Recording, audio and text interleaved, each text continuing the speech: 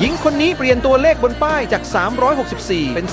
365ซึ่งหมายความว่าเจ้าหมาตัวนี้ไม่มีใครรับเลี้ยงครบ1ปีเต็มแล้วและถ้าไม่มีใครมารับมันภายใน24ชั่วโมงมันจะถูกการุณฆาตเมื่อรู้แบบนั้นเธอจึงพยายามทุกทางเพื่อช่วยชีวิตมันถึงขั้นโพสต์คลิปของมันลงโซเชียลและหวังว่าใครสักคนจะมารับเลี้ยงมันไปแต่ก็ไม่มีใครให้ความสนใจมันเลยแถมเวลาที่เหลือก็น้อยลงทุกทีจนเจ้าหมาเริ่มหมดหวังจนกระทั่งชั่วโมงสุดท้ายสิ่งที่ไม่น่าเชื่อก็เกิดขึ้นมีชายใจดีคนหนึ่งรับมันไปเลี้ยงได้ทันเวลาจนเจ้าหมากระดิกหางไม่หยุดด้วยความดีใจตั้งแต่นั้นมามันก็กลายเป็นหมาที่มีความสุขที่สุดในโลกถ้าเรื่องนี้ทำให้คุณประทับใจกดไลค์เลย